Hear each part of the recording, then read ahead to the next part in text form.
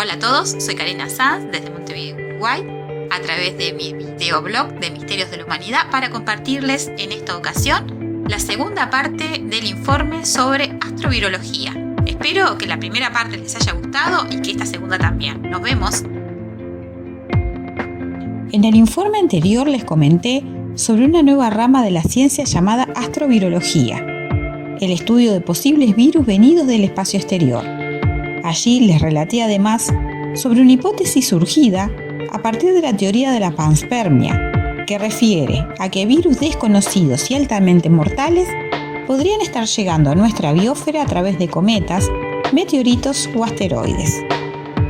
Cité así a la famosa pandemia de gripe española de 1918, la cual resultó en casi 100 millones de muertos, una cifra realmente apocalíptica, y tan solo en 2 años. Así como se inició esta pandemia en 1918 de forma misteriosa, se extinguió en 1920. Eran los estertores de la Primera Guerra Mundial, con todo lo que ello implicaba de movimientos de tropas, trincheras hacinadas, personas heridas, enfermas, con el sistema inmunológico disminuido, mal alimentados. Los combatientes pasaban hambre, frío, también las personas que estaban viviendo en los países en guerra. La falta de higiene, sumado al estrés que padeció todo aquel involucrado en el conflicto bélico, resultó ser una terrible gran bomba de tiempo. Décadas después, se determinó que la pandemia fue de origen aviar y que habría surgido en China, desparramándose desde allí a todo el planeta. Debido a esto, habrían muerto solo en China unos 30 millones de personas. Sin embargo, otra teoría luego apuntó a que la pandemia se habría originado al mismo tiempo en varias partes del mundo, y citan hasta como 5 los puntos de brote epidémico. Por ello se desparramó tan rápido, y hasta regiones casi que aisladas por completo de las grandes civilizaciones, como ser las remotas regiones de Alaska en la tundra ártica. Quedaron varias hipótesis así planteadas por la comunidad científica: un brote epidémico o varios brotes. ¿El brote original fue en China o en una región cercana a España? ¿El virus es de origen terrestre o de origen exógeno? En caso de ser extraterrestre, se podría haber producido debido a la caída en nuestro planeta de un objeto contaminado o al paso de un cometa que dejara partículas de su cola helada en nuestra estratosfera con virus latentes. Estas son las versiones oficiales sobre el tema. Luego están las hipótesis extraoficiales, y una de ellas me ha dejado realmente asombrada. Esta hipótesis relaciona la epidemia de gripe española de 1918 a los hechos acontecidos en la región de Fátima, Portugal, en el año 1917, lo que hoy se conoce como las profecías de Fátima, uno de los hechos más asombrosos de posible avistamiento ovni del que se tenga registro. Pasaré primero a relatarles la versión oficialista de lo ocurrido, luego le sacaremos todo el maquillaje al relato para verlo en su real contexto. Corría el año 1917, más específicamente el día 13 de mayo. A las afueras del pequeño pueblo de Fátima, en Portugal, 3 niños pastores de ovejas se encontraban en sus labores. Eran 2 hermanos y una prima: Francisco Marto, de 9 años, su hermana Jacinta, de 7 años, y la prima Lucía de los Santos, de 10 años de edad. De repente, ven una especie de rayo en el cielo. Creyendo que se acercaba una tormenta, deciden regresar a sus casas, pero en el camino, a través del bosque, se les aparece una imagen entre las ramas de un árbol. Ellos las describen como una dama de luz, vestida de colores blanco y dorado, con una especie de bola de luz a la altura del pecho. Siendo niños pobres, incultos y con una fuerte crianza religiosa, se convencen se trata de una imagen mariana, o sea, una aparición de la Virgen María. Esta mujer les habla y les pide que vuelvan a presentarse el mes que viene en misma fecha, que tendrá un anuncio para darles. Así se les aparece la supuesta Virgen María 6 veces más a los pastorcitos, que ni cortos ni perezosos hablan con toda la gente del pueblo sobre lo ocurrido. Bien es conocido el famoso dicho: pueblo chico, infierno grande. Esto generó toda clase de suposiciones y habladurías, sin contar que la iglesia local quiso enseguida tomar control de todo este asunto. Luego de muchas idas y vueltas, acusaciones, descreimientos de unos y fanatismo religioso de otros, el 13 de octubre se juntan unas 70.000 personas en torno al lugar donde previamente la aparición le dice a los niños que va a realizar un milagro para que todos vean lo que allí ocurría era realmente real. Llovía torrencialmente, hacía al menos unas 24 horas. La zona estaba empantanada de barro y de agua encharcada. Nada de esto igualmente detuvo a los fanáticos religiosos, a los no creyentes pero entusiasmados de ver si ocurría algo asombroso o no, o a personas que simplemente eran curiosas. Así que la procesión de humanos fue grande. Concurrieron personas de lugares muy lejanos de Europa, gente pobre, gente de plata, con estudios y sin estudios. Una vez que estaban todos en el lugar, esperaron a ver qué sucedía bajo la lluvia que no cesaba. Los tres pastorcitos, de repente, se ponen a hablar con la visión que solo ellos lograban ver, no la demás gente. Muchos en ese momento se desilusionaron, ya que pretendían poder ver a la Virgen María. Pero la sorpresa fue mayúscula cuando de repente paró de llover, se abrió el cielo y una especie de objeto plateado con aspecto de sol comenzó a moverse en distintas direcciones, emitiendo luces, finalmente cayendo hacia los presentes, los cuales se llevaron el susto de sus vidas. Allí todos comprendieron que lo que ocurría ahí era real y que había que prestar atención a las palabras de la supuesta Virgen María. A todo esto, el barro del suelo y la ropa de los presentes se secaron por completo. Había ocurrido el milagro. Allí la señora de luz les reveló a los niños 3 secretos. De estos 3 secretos, Lucía, la mayor de los 3 pastorcitos, solo reveló 2 a los eclesiásticos. Ahora paso a leerles casi que textuales las palabras que la Iglesia adjudicó como el primer mensaje de Fátima. Le podríamos poner de título El infierno existe. Y dice así: Nuestra Señora nos mostró un gran mar de fuego que parecía estar debajo de la tierra.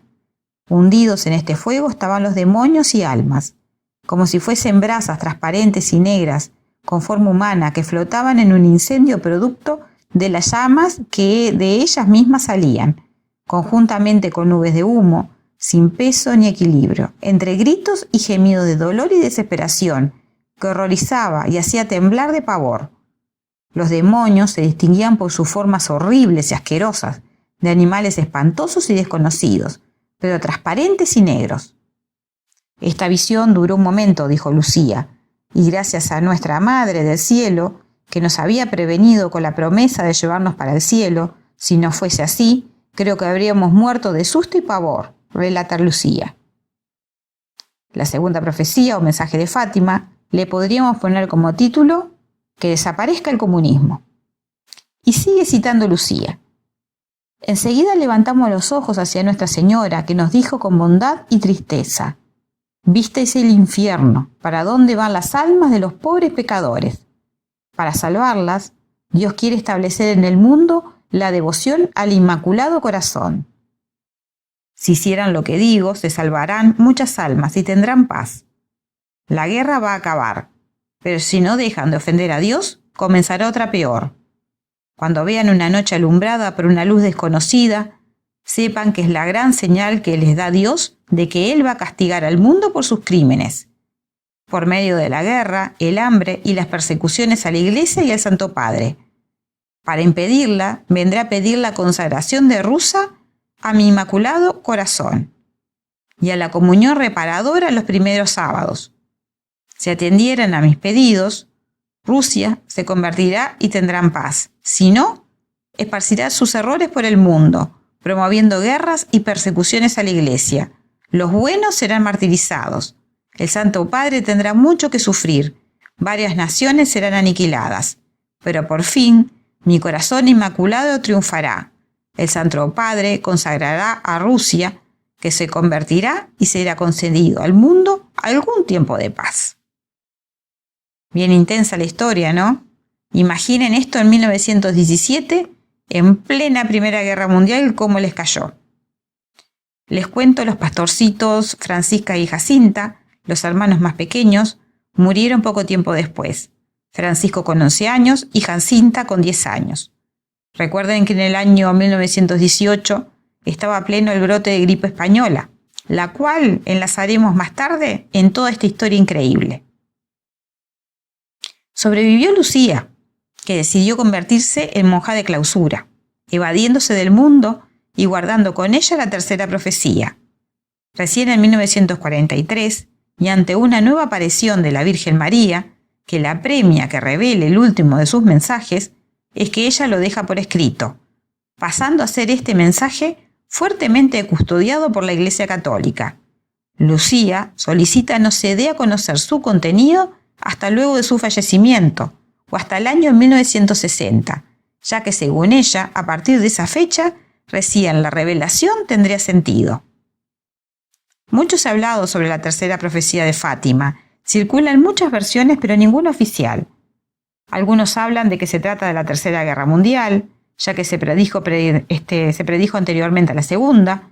Otros hablan que se trataría del inicio del Apocalipsis, pero las fuentes más serias hablan de la posible caída de la Iglesia o de algo bochornoso que afectara al Vaticano.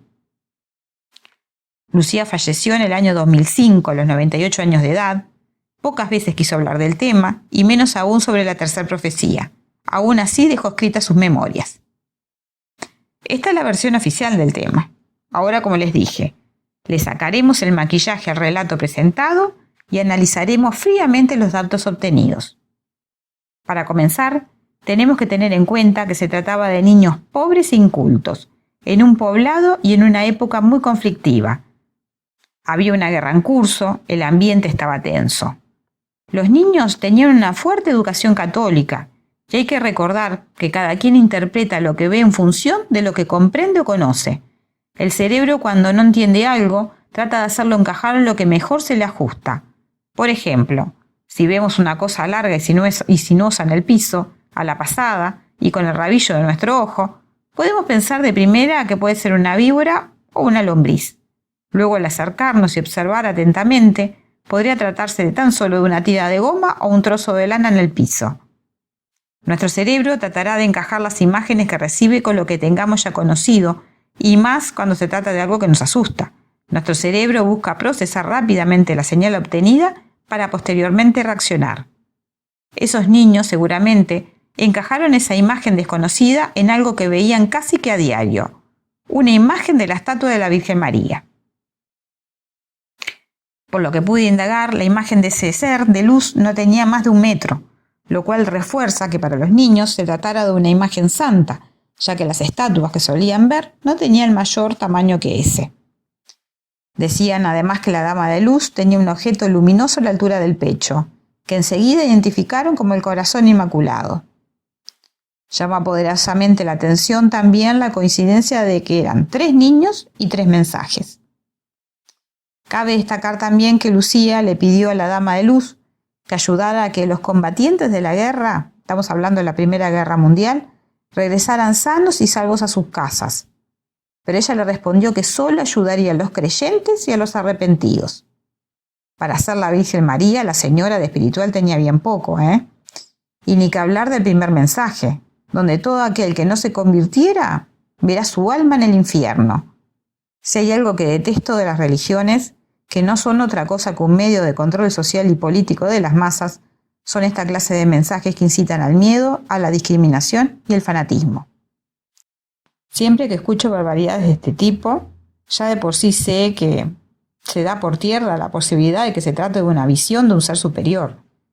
Si un santo, una virgen, un arcángel o lo que sea no predica el amor a todas las criaturas de la tierra, independientemente de su credo, entonces no es un ser de luz. Será como mucho un objeto de manipulación religiosa o un arconte robando energía. Sobre el segundo mensaje de Fátima se advierte de la llegada de la Segunda Guerra Mundial si Rusia no es consagrada al catolicismo por un papa. Eran los comienzos del comunismo y este se expandía por toda Europa, lo cual le quitaba fieles a la Iglesia Católica. Había un auge del ateísmo. Con esta profecía sí que realmente me sacó el sombrero, porque no pudieron acertarle mejor. Primero, Rusia no fue consagrada como pidió la Dama de Luz y se desencadenó la Segunda Guerra Mundial como lo predijo, tal cual. Segundo, anunció que Rusia esparcería su error por el mundo, generando muerte y hambre, lo cual también fue cierto. Si nos horrorizamos con los 100 millones de muertos de la gripe española, no es para horrorizarse menos los 100 millones de muertos por el comunismo. Les dejo algunos números para que lo comprendan mejor. 82 millones en China, 21 millones en la antigua Unión Soviética, 4,6 millones en Corea del Norte, 3,8 millones en Vietnam, 2,4 millones en Camboya. Podría seguir largo. El comunismo mató tanta gente como la peor epidemia de gripe de la historia humana. Acá viene el tercer punto y el más increíble de todo lo anunciado en este segundo mensaje. La noche del 25 de enero de 1938, una impresionante aurora boreal fue vista en prácticamente toda Europa. La noche se hizo día. Esa luz se tomó por la esperada señal de Dios para castigar al mundo entero, profetizada en Fátima. Un año después comenzaba la Segunda Guerra Mundial, tal cual fue descrito en la segunda profecía. ¿Coincidencia? Sin dudas que el mensaje que recibieron esos tres pastorcitos distaba mucho de ser de seres de luz. Sonaban más a los clásicos sustos que nos quiere pegar la Iglesia para mantener fieles leales a la adoración divina. Una posibilidad resulta que todo haya sido un montaje, como para avivar una creencia espiritual que se encontraba en declive ante el resurgimiento del ateísmo en Europa. Muy convincentemente ocurrió en el momento indicado como para que los fieles no perdieran la fe y además pudieran conseguirse nuevos seguidores. El efecto de las profecías de Fátima fue mundial y sigue hasta hoy en día. Si no fue un fraude, pero tampoco fue la Virgen María queriendo asustar a la gente y discriminando a los humanos entre seguidores fieles a salvar o pecadores que deberían ir al infierno. ¿Y si se trató de alguien más? Es aquí cuando finalmente hilvanamos las profecías de Fátima con la gripe española de 1918. Si se analizan con detenimiento las declaraciones de los partícipes del milagro con Fátima, podemos ver que el fenómeno está mucho más relacionado a un avistaje ovni masivo que a una aparición de deidades angélicas. El supuesto sol bailando en el cielo podría haber sido perfectamente una nave.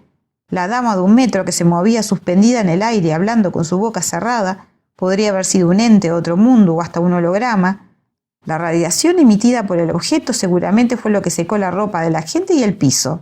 Situaciones semejantes se han descrito posteriormente con los avistajes ovni. Recordar que en esa época todavía no se había el fenómeno vuelto conocido a nivel mundial.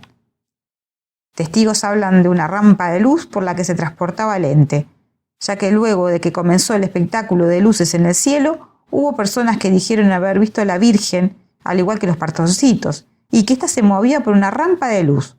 Para el conocimiento de la gente de aquella época, todo asemejaba a una aparición religiosa. Hoy en día, condice mucho más con un avistaje ovni. ¿Coincidencia? Primera Guerra Mundial, millones de muertos, delirio masivo en 1917, pandemia en 1918 con millones de muertos, hambrunas. Posteriormente se cumple una nueva profecía, con una Segunda Guerra Mundial que sucede luego de un fenómeno visual masivo en toda Europa, profetizado años antes.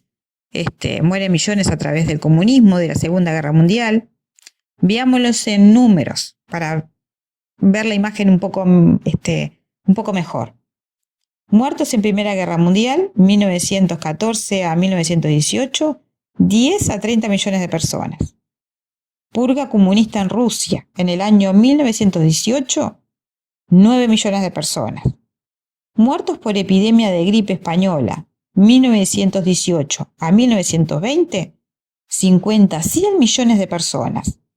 Hambruna soviética comunista de 1932 a 1937, 11 millones de personas. En Ucrania llegaron a morir 25.000 personas por día de hambres. Ni en las peores películas apocalípticas de hoy se ve esto. Y sucedió, no hace tanto tiempo.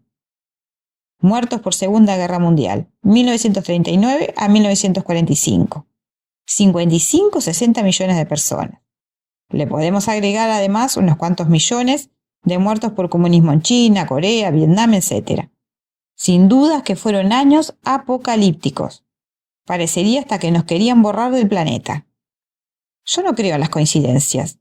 Y si todo está hilvanado, ¿cuál es el hilo conductor? Actualmente mucha gente cree que lo ocurrido en Fátima fue obra de seres de otras civilizaciones más avanzadas realizando un experimento terrestre de sugestión y control psicológico a través de nuestras creencias, además de ser un experimento físico en la dispersión de un agente patógeno que generara una baja en la población humana que crecía exponencialmente y de manera irrefrenable. Ni con cruentas guerras lográbamos bajar el número.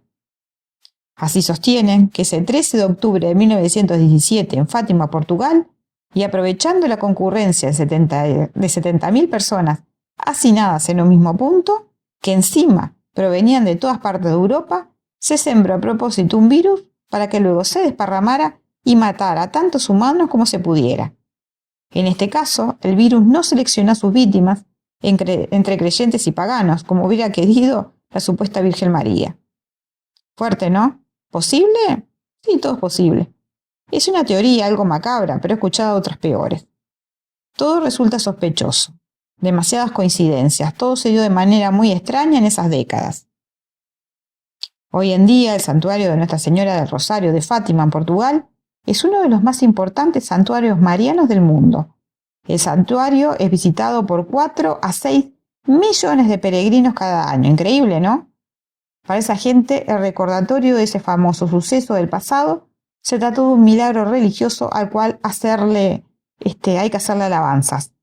Pero para otra tanta cantidad de gente más, dentro de las cuales yo me incluyo, se trató de un evento de dudosa procedencia y con resultados que podrían haber sido terriblemente nefastos, más allá de lo profético. Eran tiempos difíciles y el horror asolaba a Europa. Quienes hoy concurren a Fátima a venerar la supuesta aparición de la Virgen María, vaya a saber en realidad lo que están rindiendo culto. Tal vez algún día realmente se sepa la verdad y muchos queden horrorizados. Esa posibilidad existe. Espero que les haya interesado este informe, que los deje reflexionando, ya que esa es la idea. Quería compartirles esta increíble historia con sus múltiples y posibles aristas. Con el transcurso de los años, la visión de nuestro mundo cambia y así las posibles respuestas a los misterios que nos rodean. Y si no te gustó el informe, al menos hiciste un repaso de historia. Vale aclarar que no me identifico con religión alguna. No van a encontrar fanatismo en mí de ningún tipo. Trato de ver todo de forma imparcial. Tampoco hoy sigo a ningún equipo deportivo como favorito. Antes me decía perteneciente a un club, eso ya no lo hago más. Y aunque participo activamente en política, tampoco me considero dentro de un partido, sino que cuando voto o milito en una campaña, lo hago exclusivamente al candidato, sin saber dónde estaré en las próximas elecciones.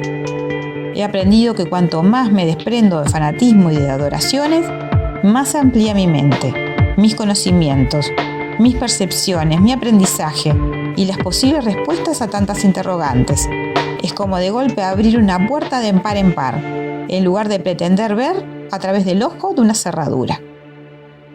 Bueno, chicos y chicas, nos vemos en 7 días con un nuevo informe.